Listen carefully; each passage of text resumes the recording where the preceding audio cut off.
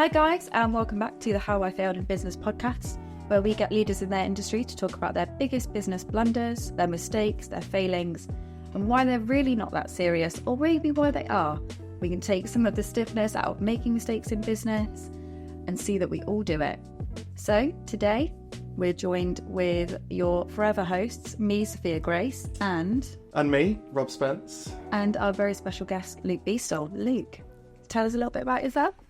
I thought that was a great intro, guys. Just thought I'd put that out there. No, this is why she does it. Because I mess up every time, and then Sophia just nails it and always pulls out like some crazy words and phrases that just work really well. No, I'm unbeaten on coffee. That's you are unbeaten on coffee. I like that. It's even that itself. I have to say. I mean, mine's pre-recorded, my intro, so you definitely did that a lot better. But no, just first of all, thank you so much for having me on as a guest. Thank you. As you put out the podcast, I thought, you know what, it'd be really cool to jump on. Share my story, really. So, is this my moment to... Please do. Is this my moment? Oh, this is your moment. I'm going to make it 1 minute pitch. You can talk about whatever. Well, if people who know me, I'm somebody who does like to talk. But then again, I have got a good way of listening when I need to listen. But just to share a bit of context about myself. So, I, as a young kid, was football. That was it. Obsessed with football. All I dreamt about was being a David Beckham. I used to literally have posters all in my bedroom of him. Glory, Glory, Man United days. That was me. Blonde hair. I had all his blonde hairstyles. Didn't go bald, though. But, yeah, just loved football.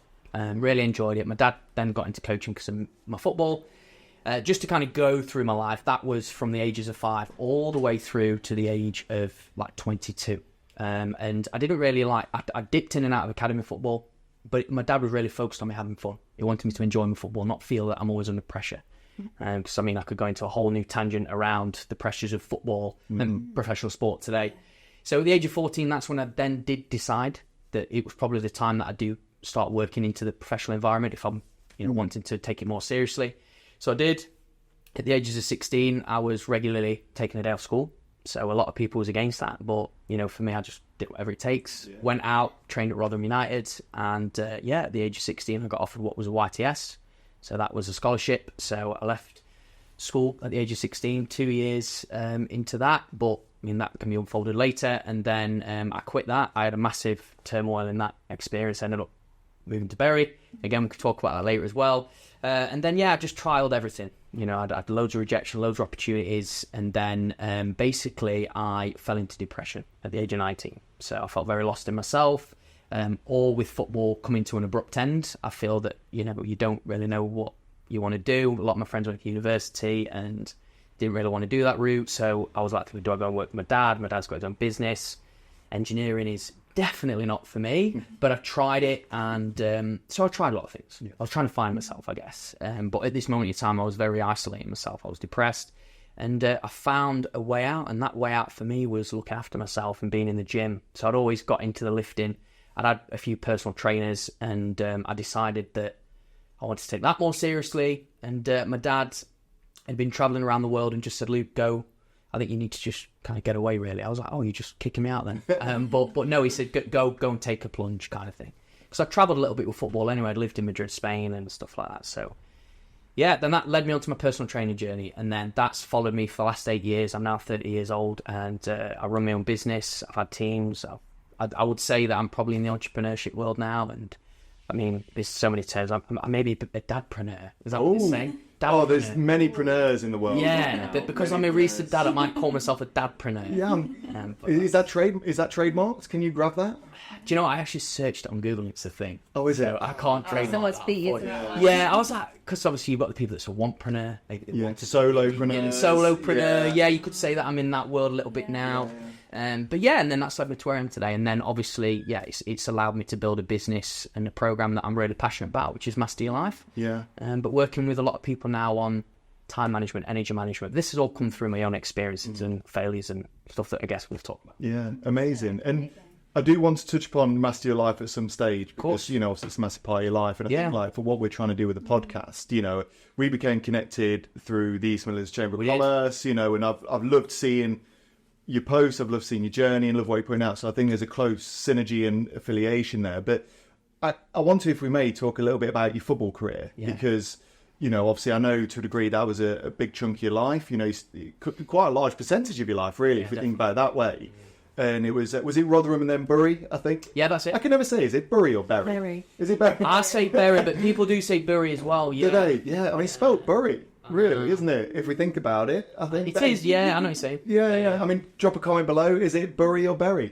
I'm going to start some fights now, aren't I? But obviously, you had this desire to become David Beckham. Yeah. But better, of course, I'm sure. No frosted tips. Yeah. Oh, I did have the frosted tips. It was the Mohican that I've just tried. But it didn't work for me. No buzz cut though. No, it's probably because the shape of my head, it didn't really, you know what I mean? A bit of a square head, so. But... Yeah, I mean, you said it. I did. Not us, It's okay. I can take it. Yeah.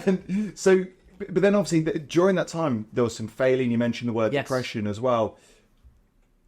I want to talk about like when you fully retired, but that depression stage in between, I think you were 19. Yes. So how did that come about? So it really came about that when I was it was like full-time football, right? So just to give you context, in that part of my life, I was just in a bubble. You're in a bubble when you're full-time football. It's just, at the time we was, I guess really like full-time footballers but full-time cleaners. So there's a lot of initiation, a lot of like, building your resilience up as well. Cleaning the boots. Cleaning the football boots, singing to the first team, getting your boot money, mopping floors, cleaning balls. It was brilliant. But I think what happened was I did get bullied, right, in the football world because I was benched a lot, and I'm a very sensitive person anyway. But I think because I'd come from school and I was deemed as this most popular kid. I mean, I actually even got an award for it, would you believe? So I guess that award? I do. Yeah. I actually took a photo of it for the conference just to show people, and nobody believed me. They were like, "Yeah, you're full of it," like But I actually then got the photo, and it was like, "Okay, I believe you." Yeah. But so I guess I had all those highs. It was like people loved me for who I was, and like, "Oh, Luke's this likable character." So I think I was just coming into this with like everyone I wanted to be likable, and I think when you started getting the banter, and there were things such as. I mean, football can be quite brutal. They can, slit, put the scissors in your boxers so your balls hang out when you pull your boxer shorts. A bit of fun, shower gel deep heat in your boxer shorts, shower gel in your trainers. They can tie up your clothes in a knot and you can't. There was some serious stuff. I mean, the one that got me was putting like coffee granules and sugar in my food. But they were like rotten, so it really ruined my food. So anyway, when you've had like a pre-season training session, you're absolutely starving, and I'm a hungry person. Like food is life, right? So you can imagine where I came back to, but they played on that. See, if you let that get to you, they rinse you. That's it. Yeah. So it got to me, and because the managers at the time, they just didn't really like us, and I guess it was all a build up of pressure, you see, and I didn't really have anyone to talk to. That was the other thing as well. So, and the manager would always say, "Hey, my door's open if you want to talk to me." It was old school. Yeah. It was a man. Be a man. Man up. And I was like, well, I can't share my sensitive side or my vulnerable side because you're not going to listen to me. You're just going to tell me to crack on and get on with it. So I'd always talk to my dad regularly, but because I lived away from home, it was harder. And I called my dad up every single day, and I can just remember being in Rotherham Town Centre, and I just burst out crying on the phone. And I've never felt that. I was like, why am I crying? But I don't know, oof. And I said, Dad, I don't do this anymore. He says, what, you want to quit football? I said, no, I don't want to quit football, but I don't want to be here anymore. And obviously as a dad, he'd say, look, son, you're not far away, you're half an hour down the road, come home. So I had that odd conversation, and that's when I quit. That's when I quit Rotherham. And then obviously I went on to Bury, but the depression was stimulated from being lonely. And all my friends had grown on to do their own thing, so I felt very lonely. And in the footballing world, everyone's your friend when you're in it. But, I mean, I went to lads holidays with him, Iron Apper and all those kind of things. But as soon as it was done, never spoke to you again. So I guess it was like, and a bit, I was this popular kid at school, you see. That's what I'm going back to, is that I had all that energy and, love and friendship circle. And then it just become, oh my gosh, I'm, 19, 20 years old. These are supposed to be like my best years kind of thing of your life. And I'm here sat at home, depressed, not earning any money, don't know what I want to do in my life, and feeling like there's no way out. Yeah, which is very brave of you to admit. Do you think that things may have improved now because we are living in an age where men are allowed to be upset, we're allowed to cry, there's a little less of the man up, stiff upper lip and stuff. Do you feel that that's improved, or is it the same? Do you know much about the footballing world still, or? Yeah, I speak with parents, funnily enough. Because I've got, obviously, a young daughter now. I mean, I know she's, hopefully she goes into football. You know, so Abby's trying to get into dancing, but you know, she's only 6.5 months. But I'm talking to them and they ask me about my experience. And I go, obviously, you know, we're talking 10 years ago now that I was in that kind of world. I think football's actually personally pressure-wise got worse. Right. Because even when I was I'd been in pots like Sheffield United, Derby County and all these kind of clubs, and I had seen they're getting them in at like 3 years old, you know, and they're now putting them on like nutrition plans, like regimens at like the ages of 10 and 11 and 12. I mean, imagine that, taking that home to, you know, follow a certain way. And, you know, and I understand like today football's really, as you know, transitioning to more athleticism. You know, it's not as, I mean, gosh, if you look at some of the footballers, I mean, I love the Premier League years when I watched that, but you'd think some of them would never make it football today. Yeah. You know, like they used to drink, smoke, you know, do all that stuff, drugs, and get away with it, you know. But I think there's a lot more mental health problems in football today. Yeah. I do. But there is a lot of support on the other hand. There is that. But I still think it's a tackling problem. Yeah. Massively. I think more footballers are coming out and talking about it. You know, I've become quite close friends with a former Leicester City player and Sunderland player, Matt Piper. Yeah. We are trying to get on the show. Matt, if you're listening, I need to get you on.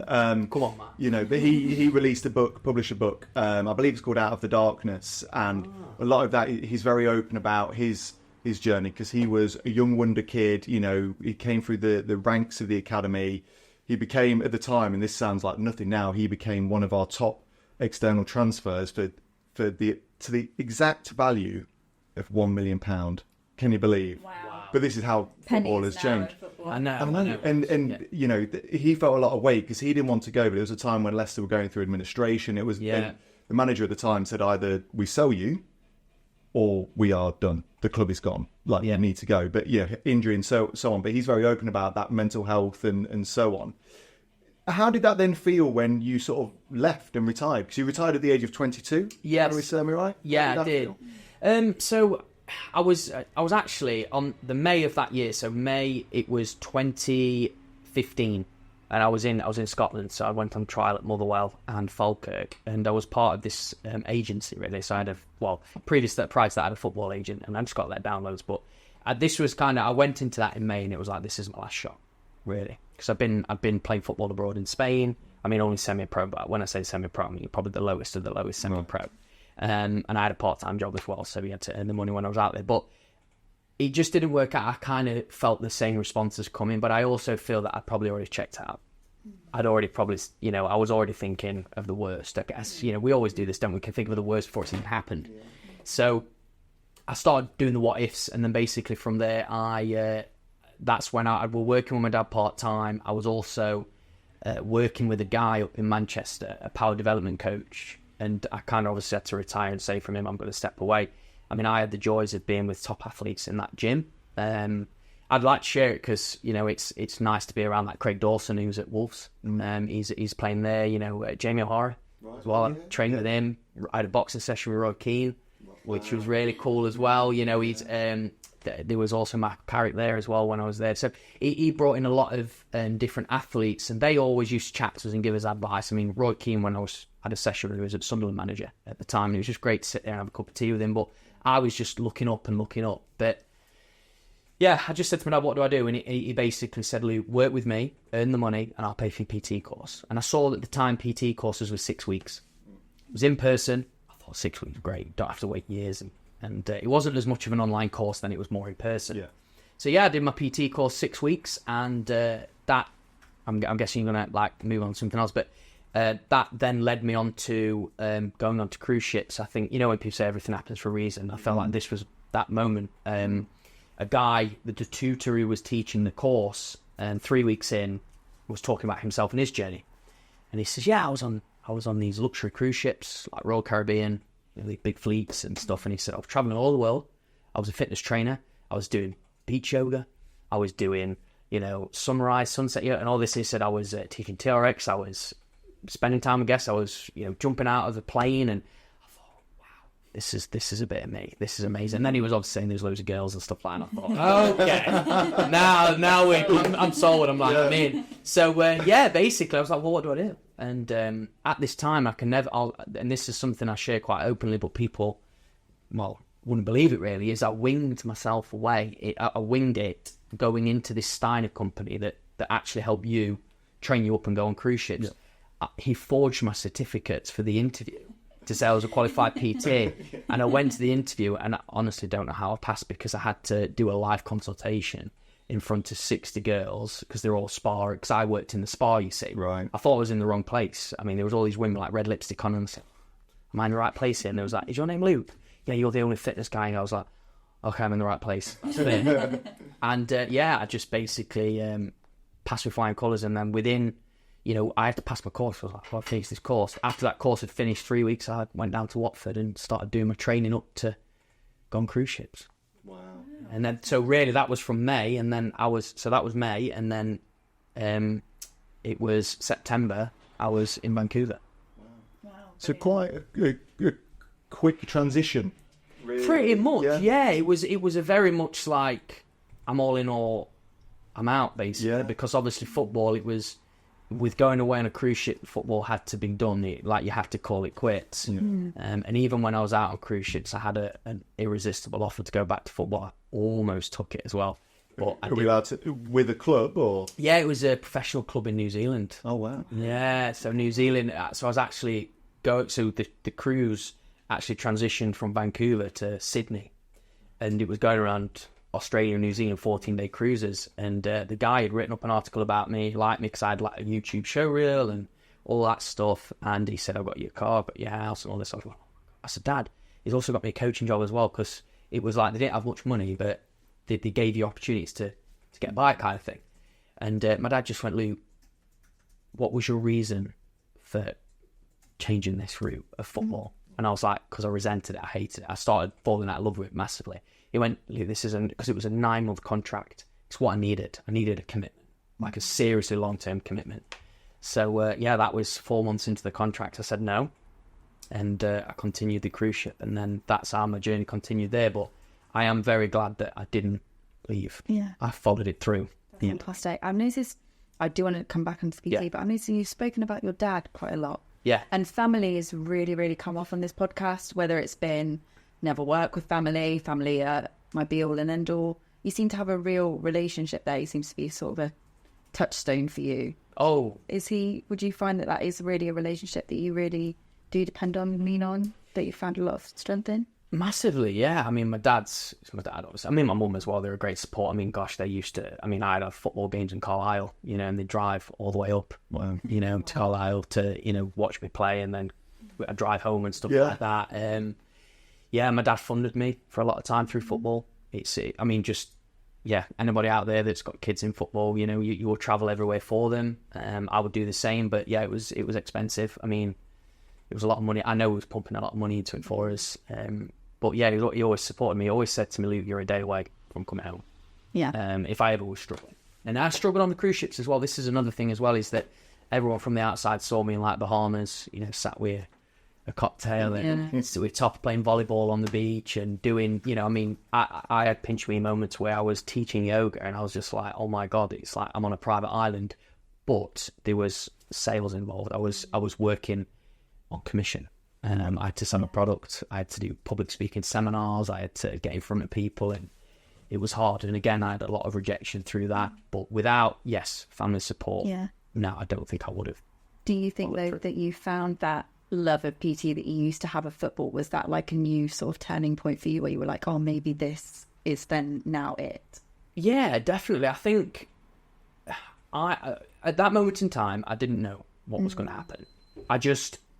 I got my football coaching badges, so I could have easily gone into football, but I was resisting it because and then I always enjoyed drama at school, so I loved acting, loved talking. So I thought, well, that's a skill set I've got, but I also love giving back to people. I've always had a care about me, like Luke's a likable guy, looks after you. I know we went back to school times, but I used to be on the phone for hours with like girls and being like a therapist. Do you know what I mean? Like listening, like, oh, Luke, you really got to give an advice and stuff like that. So I thought that was like, well, if I go into this. And I do look at looking after myself, looking well, feeling good. Because I think if you look good, you feel good. You want to feel good as well, in yourself, like confidence-wise. I wanted to give that back to others as well. I want people to feel as good as me now, in a way, in their own way. So yeah, that's kind of how I transitioned into that. And honestly, it was just, I became obsessed with it. You know, to a point in not like, I mean, on cruise ships, I know when you're saying fitness, people would be, you know, calorie to calorie, gram to gram. But on a cruise ship, you can't do that. You know, you can't weigh out your food. But I just enjoyed helping people. And what I loved about it is there was no judgment. Because obviously in football, I was judging myself in a change room with all these trialists, thinking, you know where they've been because it'll have the ex-clubs that they've been at, and you'd be like, oh, he's been at United, or he's been at City, or, you know, he's been there, and you're thinking, I'm going to bury it, what the hell, you know? Like, it's as bad as it sounds, that's what you like. But then on a ship, I would get guests, you know, going, I want a personal training session. When can I book in? And I'd be like, you think I need to see your CV, or I need to see your experience, but because it's a set rate on the ship, they just did it. And then it was, oh my God, you're amazing. And I guess really for me, that dropped that pressure of trying to prove myself, which I always did in football, to try and be liked. This was just a way for me to build my confidence back up, I think. And so the move off the cruise ship, but still into the PT world, what did that sort of look like? What sort of trajectory did that follow? And from there, back into the sort of real world, so to say? Yeah, so I actually set up, I had like a business card. I had the domain name, Muscle Coach UK. I looked at it, and Muscle Coach was a supplement company in Australia, funnily enough. So I was like, no one's got that right. Domain that name, got it, trademarked it.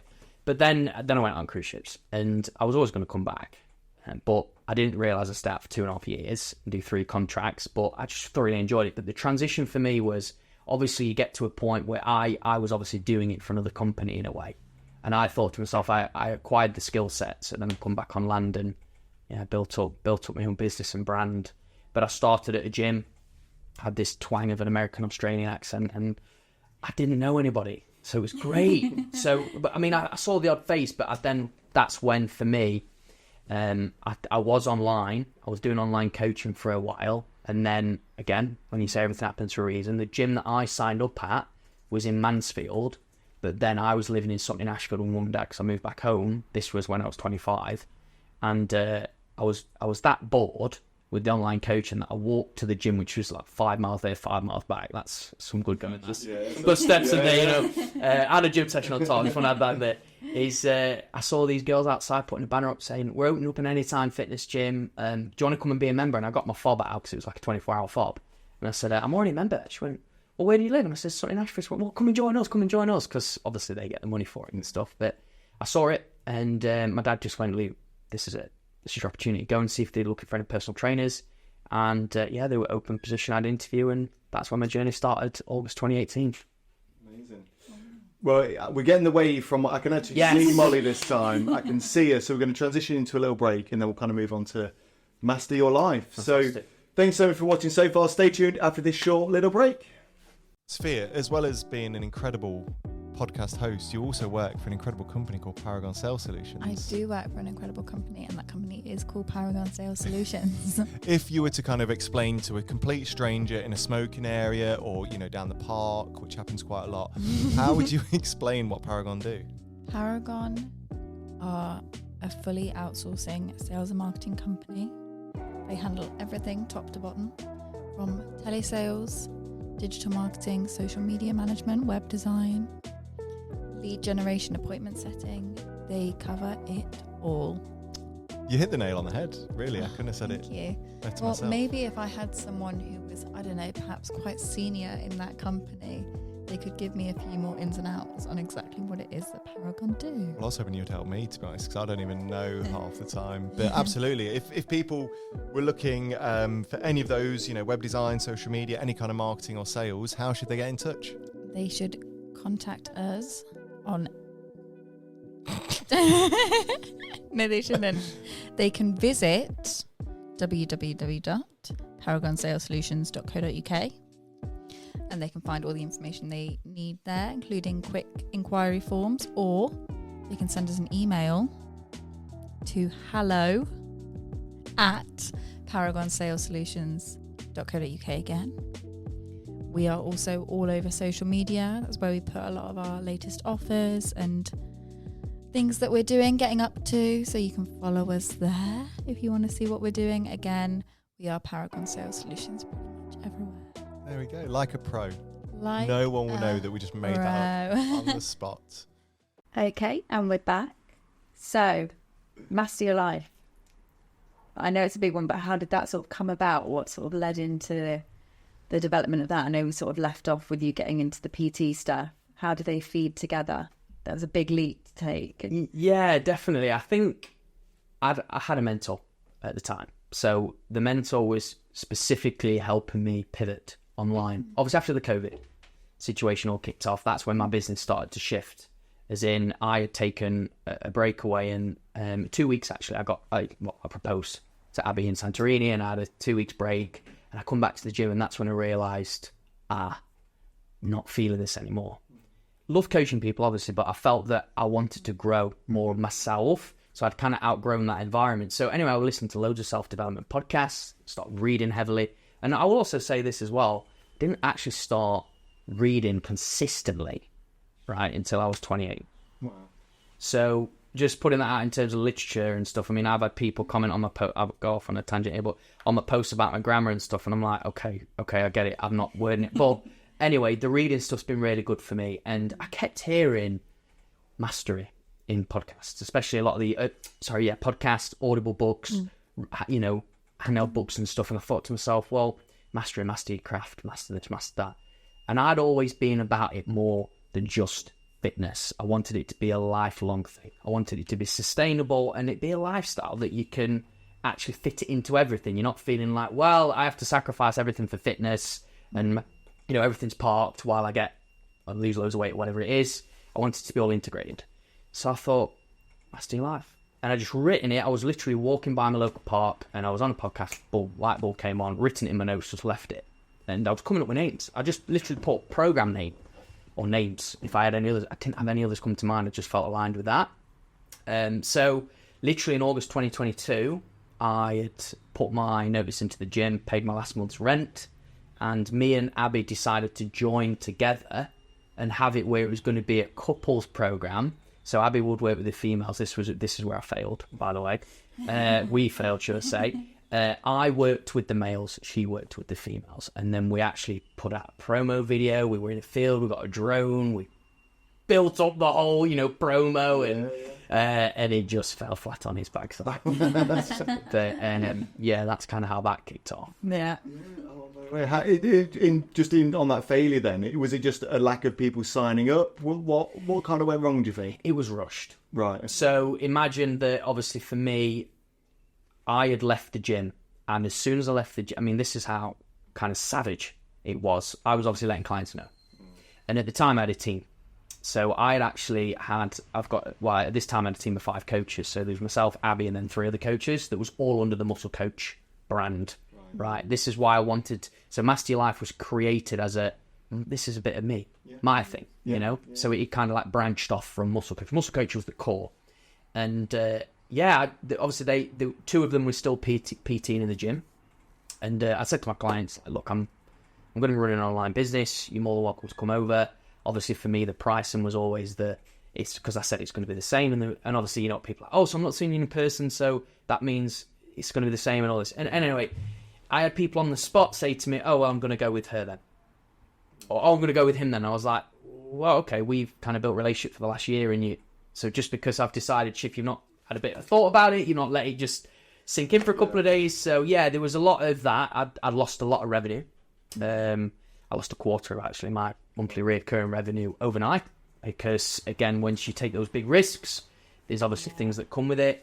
And and then obviously that was one hit, but the second hit was that I'd invested, I'll go as nearly as close as £10,000 on the launch of Master Your Life. So there was a lot of pressure around it, and then everybody said how great the name was, but I didn't know what it meant. I didn't know who I was at the time either, because I was just like, I don't want to do PT anymore. I want to run an online business. So we got all the t-shirts, Master Your Life, we had all the videos. Oh, it was all done right. From the outside, that's shiny, that's really great. But the core of it, there was a massive misalignment and disconnect. Yeah. And that's the reason why I guess people weren't clear on what it was. What it was, yeah. The style was there, but the substance hadn't quite worked on. Yeah. It's quite nice you've raised that, because I think maybe the last 2 or 3 guests have talked about working with family. Some good stories, some bad stories. You know, one thing I really admire about you, it's nice to see, you know, a true family man. You've got your young daughter, beautiful fiance. Obviously, you know, this business venture together has failed. Mm-hmm. Did that put any strain on the relationship? It did temporarily, yeah. There were odd conversations, you know. Obviously, what happened was as soon as that, you know, we kind of made the decision, and this was once we got back. So once we had that 2 weeks break from the gym, that's when we both kind of felt that the PT wasn't. And Abby had only been doing PT a couple of years, whereas I'd been doing it like almost 5. When we had that, I'll never forget having that team meeting, and we was in Bill's kitchen in Nottingham, and we was just, so it was like we had that meeting, and then we had a photo shoot.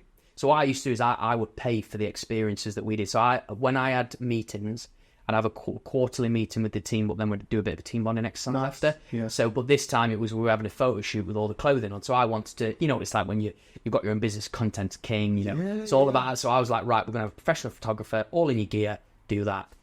It was very awkward. Right. It was very awkward because that meeting was, guys, we've got an announcement, and it's, I was pregnant. She's pregnant. And it was like, not that time. You know, she wasn't. that was what it was. Or, you know, but no, it was, we're going to be leaving the gym. And they took it really literally. They saw it as like, oh my gosh, muscle coach is going to fail. They're leaving us behind. And because obviously they had been in it around about a year and they'd left their full-time job to come into the business. Obviously they'd taken a big risk, but I think, it didn't go down well. And then obviously that did affect myself and Abby, but not to, because obviously this was quite confidential, but basically there was some big stuff going off behind the scenes that was quite personal. It completely killed the dynamic, like massively killed it. And let's just say I was under a lot of stress. Abby was under a lot of stress, and because Abby's, you know, she had come from being a deputy manager at the nursery, right? I've always been my own business, but I've always had business coaches, mentors and stuff, so I was very good with business. And also like creating stuff and going out and getting after it. Whereas she was led a little bit by myself. So I felt that, she probably, we had that conversation. I was like, look, still be part muscle coach, but I think it would be really good for you to kind of have your unique touch on that. And then that was when obviously we had Remy, and she was wanting then to work with pre and postnatal women. And then she went to that. I didn't want to just work with men because I had female clients at the time, and they were saying, you're only going to work with men. So I felt like, oh my gosh, am I kicking them out? Yeah. And so she set up her brand called Real Coaching, because she's quite straight to the point. Don't say much, just bang, I'll tell you how it is, which is really good. So she's found her space. Then that was like, great. She's found a space. Then my team started to leave. So they did all their own thing they created, which is good. They've been with us 2 years. It was time to kind of depart. So then I was like thinking, what am I going to do? And Master Your Life had always been there, but that's when then I created the first step. I think it was more about, well, what can I help people with as the first step rather than looking at that. It's like if somebody goes, I'm going to say we talk about health. They want to lose 5 stone as an example, right? Well, what's the first step? You know, people would probably rush to the gym and do 7 days a week, 3 hours of cardio a day, whatever it is to lose it quick, right? But we've got to look at something more sustainable. So for me, I thought, well, my life's been very much focused around having quality time, being present, and having energy as well. So that led me to mastering your time as being the first step towards mastering your life. Brilliant. And time, cannot emphasize how important that is. But it seems like you have really pulled off of experiences in your life to then go about building these strategies to help other people. Do you think that's true? What sort of main pillars have you sort of tried to work from? Yeah, massively. I mean, we were talking before this about things that I've guess gone through. I mean, just to talk about the time element. Well, in football, as an example, right? I mean, we was getting paid £55 a week, right? So you look for your paycheck, you go down to Trafford Centre, get a pair of trainers, and that'd be your money gone, right? But it wasn't about that. What it was about is you spend a lot of time together. But what we'd do as well is if we played on a weekend and we'd win a game, right? Because I was going home at the weekend. You say I was spending time with my family because, you know, I missed home. I wanted to be at home. We'd have Monday off, so that meant an extra day at home. So it was extra time off, right? So we didn't have to just come in and do a bit of training or cleaning. We could have a day off. If the first team was somewhere, we might get a half day or something. So it was that rewarded with time. You see, it wasn't rewarded with money. And then when I went on cruise ships, it was the same thing. If I hit my targets, so I'd have a sales target I'd have to hit every cruise, is that we'd get incentivized with hours, but you'd have to use it in the next cruise. So if I got like 14 hours from smashing sales targets, I'd have to use those 14 extra hours in the next cruise. But that's time off. So like my manager would say to me, Luke, if you can go and sell 7 of whatever, I will give you the whole of, like we used to do an overnight in Bahamas, so I'll give you the whole day off and night off and everything. So I'd be like, well, that's good. So, but it was that time. It was that incentivized time. So for me, that's where, again, like you say, pulled off that experience and thought, well, for me, I really want, because I've been I'd say I'm a self-proclaimed workaholic, but I've done the hours, I've done the hustle and grind, and I know where my mind and body is in that place. So for me, I want to help people, I guess, really have time to build what they want to build and the life that they want to live. And that for me is what I see as fulfillment, is time freedom matters, I think. Yeah. That's exactly what you've just implemented. It is. Oh, okay. Yeah. So look, we not to make it about Rob. No, do it. Not everything is about me, really. But in podcasts, it is exactly. But you know, and it actually, look, it's not me. It was a joint conversation. Yeah. You know, we're a sales and marketing company. We're very salesy, and we've always had commissions and costs, sort of bonuses and so on. And I think they work really well. They're really generous, but it was always money. Always money. Yeah, more money. Yeah.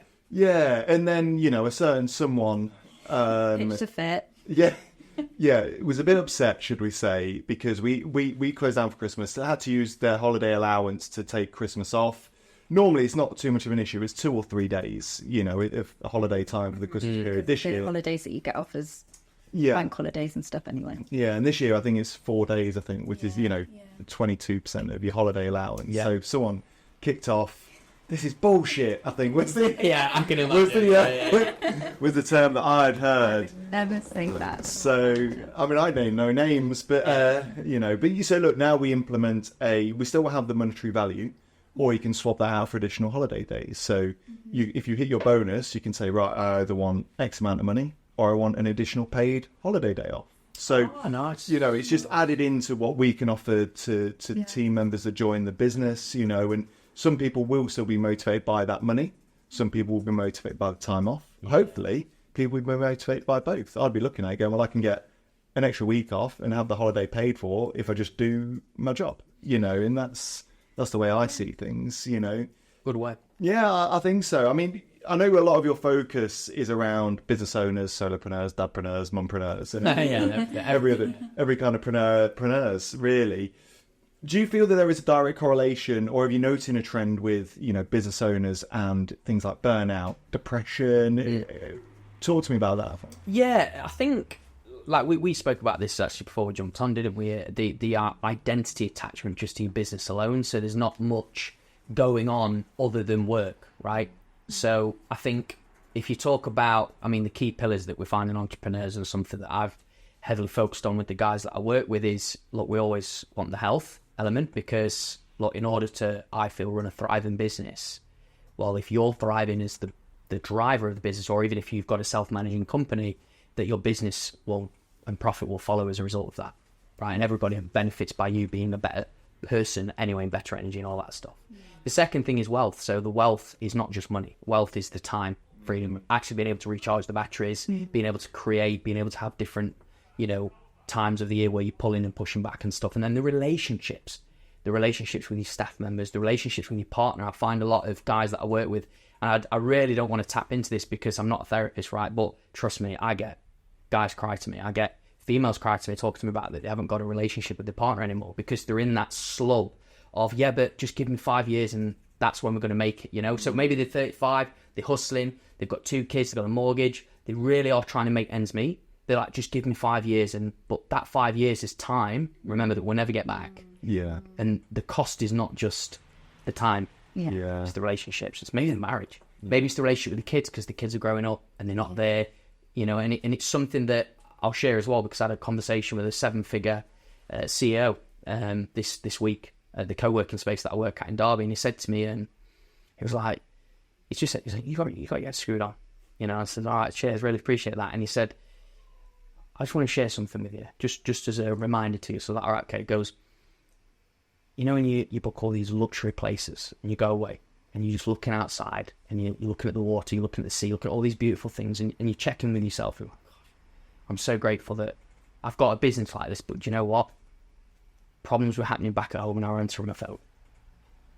And I was answering those calls and I was taking on work, and do you know what? I wasn't there for my daughter. And it took me a while to rekindle that relationship with my daughter, because she said, Dad, you're always on your phone. Daddy's always working. And I think that really hit home for me, because obviously I'm very passionate about what I'm trying to create, and inevitably it's nowhere near where it wants to be in my eyes, right? But I'm thinking of those 3 core pillars, the health, wealth, relationships, and the correlation that I see between business owners and entrepreneurs is that they feel that more is better and more is going to bring more rewards, right? Even if they force themselves into a 1-year hustle, they're not providing and giving themselves any space. You know, and something that a book that I read, which was really good, and I recommend anybody listening to this, by the way, to read, 10x is easier than 2x, by Dan Sullivan and Dr. Benjamin Hardy. So he has 3 separate days called focus days, buffer days, and free days. So he practically works 5 months of the year, basically. But what he does is in December, he plans his holidays ready, and he's not reachable in those times. And I just thought that was really good, because that's something that I made a commitment in December last year. Like myself and Abby, we've booked we haven't even got a holiday, we've just booked time off. So that could be a last minute holiday. That might just be a 2-day lodge. You know, it doesn't have to be like, oh, where we're going, what we're doing, you know, because obviously my life is very much calendar based and what I've got in, you know, blocked out. But yeah, I just feel a lot of business owners, the reason why they fall to burnout is because they are literally spinning so many plates. They're not having recharge time. They're not slowing down.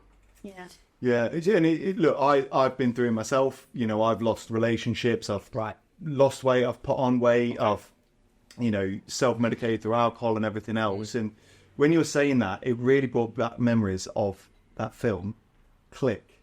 Yes. With Adam Sandler. Yeah. Makes me cry every time. It's a good film, though. Great film, film, you know, but, you know, this is a guy who, if memory serves right, wanted to become a partner at his architecture firm, is that right, or legal firm? You know, and he pressed fast forward on that magic remote control and lost. He gained the partnership, but lost his wife, lost the relationship with his kids, lost his father. I'm getting emotional thinking about it now. God, you're gonna have to take over Spirit, you know. But it is true, you know. We like you say that 5 more years and we'll be ready. You lose so much, I think, don't you? Yeah, it's even one of my closest friends, and even if he, you know, listens to this podcast or it drops in his ears at some stage, he will, because you're going to send it him. Yeah, definitely will. Yeah, so, you know, he's got a son, and I've tried talking to him. It's really hard, you know. Sometimes you just can't get through to people. Maybe something, I don't want to say trigger has to happen in order to make a change, but I feel, he's kind of said the same thing. He said by the time he's, you know, 40 years old, so we're not talking 5 years, we're talking 10 years, but he's got twins on the way as well, twin boys. Yeah, they've had quite an experience at home with like building children up anyway, but the main thing is he's said that, and I feel that as a business owner as well, it's a lonely place. You know, it's a very, like we spoke about, dark hole, and I think you just got to have fun. You got to. We were saying, you know, I hear in the fitness world. Well, when I was in the fitness world, I enjoy the process. Yeah. You know, all that kind of stuff, and I guess you'll have it in your sales world as well. Like enjoy picking up that phone and having a conversation with somebody, or enjoy, you know, not being the seller but being the buyer. That's a good mindset. That you know, so you're not trying to convince them to buy. You're the buyer, where you're not telling them, but they would be stupid to say no to what you're offering them because there's so much value in it. Yeah. And that's what I'm trying to, I guess, articulate even to my best friend, is saying, yeah, but I understand you've got this 10-year financial freedom mission that you're building, and, you know, he's a financial advisor, so he's got like 250 clients on the books. You know, he's not got no boundary between his work and personal. It's all on one phone. Like, you know, I've got 2 phones even in the studio here, work, you know, personal phone. There's nothing there in it. It's like, because there's nothing left in it. His battery's at 2%. Yeah, not his iPhone battery, is it? It's based on battery, you know, and that's where it's at. It's on its way out, and you think trying to talk and there's no space. It's just full focus on that monetary or that status or that freedom. But I just feel you're gonna lose more than you're gonna gain. Yeah, no, definitely. It seems like you've been very quick. Well, obviously it's taken place over like 10, 15 years, whatever, in identifying the issues that you're having and now using them to as case studies from your own life to help other people. But if I sort of pick on a few of those, what are some failings that you've made sort of in business? And it doesn't have to be specifically a business that you're running now. We can go all the way back to football. But what would you say really were maybe some pivotal moments, pivotal mistakes that you feel like you have maybe made? Hiring a football agent. Yeah. Got conned. Right. So just to go back to that, I actually got emotional in our first conference spoken about because my dad were looking at me because he knows kind of the whole behind the scenes stuff. Obviously he was there, I was living at home. So anyway, just to give you context, it was, so talking about David Beckham, right, LA Galaxy. Oh, yeah. So this guy was a very good con man, right? On LinkedIn, football agent, I was vulnerable, I was desperate. So I didn't really do my homework, if you want to say, as in doing like background checks as you would. Like today, you just could really dig deep and like, the economy kind of thing. So anyway, I got a message on LinkedIn one day, just from this footballer from Sao Paulo, a Brazilian, and he said, "Have you been contacted by this guy?" And this is after I'd been conned, and he'd basically conned over hundreds of footballers. Yeah. And anyway, it was actually from Ghana, would you believe, a guy, and he put on an American accent, and I did a voice call. I should have done video, because I shoulda, coulda, woulda. Yeah. I didn't have a video call, and he basically written up a contract from LA Galaxy. It was like a registration fee of like £500. I know it's not loads of money, but at the time for me, I didn't have the money, so my dad was like, "Okay, I'll pay the £500." That got wired, but when it got wired by Western Union, it was to address to a female in America, and that's when it was like, okay, that money was lost. Like my dad, so one day, imagine I got this contract through that they'd seen my video, like my showreel video, and they was going to give me a trial and sign me on, because LA Galaxy at the time, they were under 23s. It was the new era of under 23s. So I was I was 21, so I couldn't do the under 21s. So I was like, this isn't meant to be. So I buzz in, you've got jumping around in the house. I made it. Oh my God, I'm going to see David Beckham. I was just reliving my childhood at 21 years old. And then the next day, I'll cry my eyes out. Yeah. Because I found out it was a con man. And I just, honestly, I would beat myself up so hard thinking, why did I see it? How could I not have seen that guy was just fake? But that was one of... but it did make me stronger. It did bring a lot from that, in a way. And so that was one pivotal failure, I guess, or one thing that I jumped into that I didn't know what hadn't done yet. Yeah. That was one. A £500 lesson, give or take. Yeah, but it's what it is. A lot of time wasted as well. But yeah. No, like I say, it sounds like you're in that vulnerable position, waiting for that opportunity, and it comes along. Which is important. In terms of, we had a conversation upstairs. We both come from sporting backgrounds. Yeah. Obviously, everyone on the camera can see how in our peak physical form. and so evenly matched as well. In terms, look, I'm a big believer in coaching. I deliver sales coaching, sales training. I was brought up with a sporting background, so I've always believed in that coach. What do you think is the correlation between business owners, entrepreneurs, and coaching? Is coaching important in the business world, do you feel?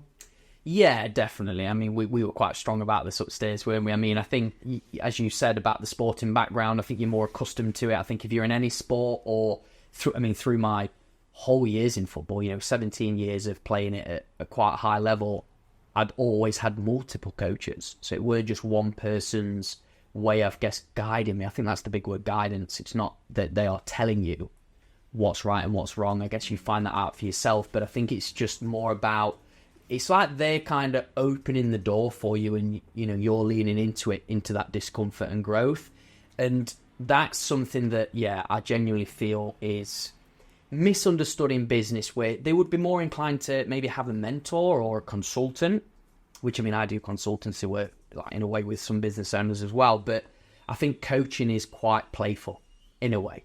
It's like you can go into different areas. It could be like, you could ask a question and they may think it has to be logistical, or it might have to be like, so what do you want from your business? But in coaching, you could say, what's your favourite hobby? Yeah. Mm-hmm. You see? Yeah. So there's a different lens going on with that, and it could like, they could go, I don't know, what do you love doing? Outside work, tell me what you love doing. And then that's where coaching can be really powerful, because if you're a business mentor, it's going to be like, what's your KPIs? Show me your CRM system, show me lead gen. And then what we're going to do is we're going to look at how we can exponentially grow and leverage this. So they're like, there's still identity locked in on business. But coach is that creation. It's like, I feel like you're opening a book at a chapter that's blank, and you're creating the now into the future, which that's what I think. And I've taken that from Steve Chandler and Rich Lipp in The Prosperous Coach. Very powerful book on creating one client at a time through conversations. No, I'll check that out. And I think you're right. So, working in sales, I see it so often. Salespeople will join a business, and if they don't make it within the first week, they're booted out. Yeah. And what we've tried to develop here is just that level of coaching. We've got, the initial coaching and the training from day one, but of course, like every business, we've got our KPIs, our goals, our targets, but what steps can we take to get you where we want you to be, or where we see your potential to be? I've kind of look, I'll be honest, a lot of my business acumen was brought up on Football Manager. Okay. Love that. Right, yeah. Football Manager, though. Football Manager. We started off on LMA Manager, I think, originally, then Football Manager. And I'm a Football Manager, by the way, Say again? I'm actually on Football Manager. Are you really? Just saying now, still, yeah. Which one? I'm at Tevister Football Club. I don't know what Football Manager is, but somebody messaged me on Facebook. I'm not on the phone, but somebody messaged me on Facebook and went, I'm going to become your manager. And I was like, this is freaky. And then he went, let me just send a photo across, and it showed me, and my aggression was really high. And I was like, that's not me. It was just so funny that I was a player profile on there. Oh, no way. But they're great games. And I've learned, it really taught me sort of how to look at business. Also theme park and theme hospital, massive. I used to love Roller Coaster Tycoon. Roller Coaster Tycoon, absolutely. Sims as well. Sims. Oh, yeah. Oh, the Sims was revolutionary. Yeah, I remember. Yeah. Anyway, and that's, what we try to want to implement. And I hope that more business owners will kind of do that, see that actually it's not always about getting one in, one out, one in, one out, swapping and changing. Let's look at the talent that are in. What tools can we give to give them the best chance of their role straight away, and then what they can get thereafter, and that's that culture of coaching. I mean, look, there's going to be people that are going to be watching this that want to get in touch with you because you've said some really great things and some really powerful things. How is best for people to get in touch? Just put my name online, Luke Beastall. Yeah. So Luke Beastall, Football Manager. You'll come up. I'll come up as a player profile. I'm a free player on the market. So it's not going to cost you anything. Yeah. But that's pretty much it. Just put my name, LinkedIn. I'm on Instagram. I've got my podcast, Master Your Life. You do. Be on the boardroom, so you'll be on there as well, mate. Yeah. One time, but.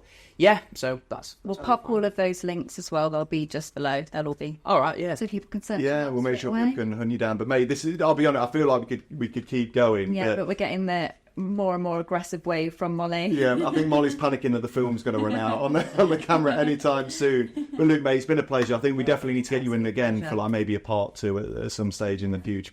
But thank you so much. And thank you to you, the viewer, the listener, for getting involved in the podcast. It's always a pleasure to put these together for everyone, isn't it? So please make sure you hit the like button, hit the subscribe, make sure you drop some comments, send it to your friends, do whatever you can. The more the merrier. But thank you so much for joining us. I've been Rob Spence. I've been Sophia Grace. And until next time, all the best.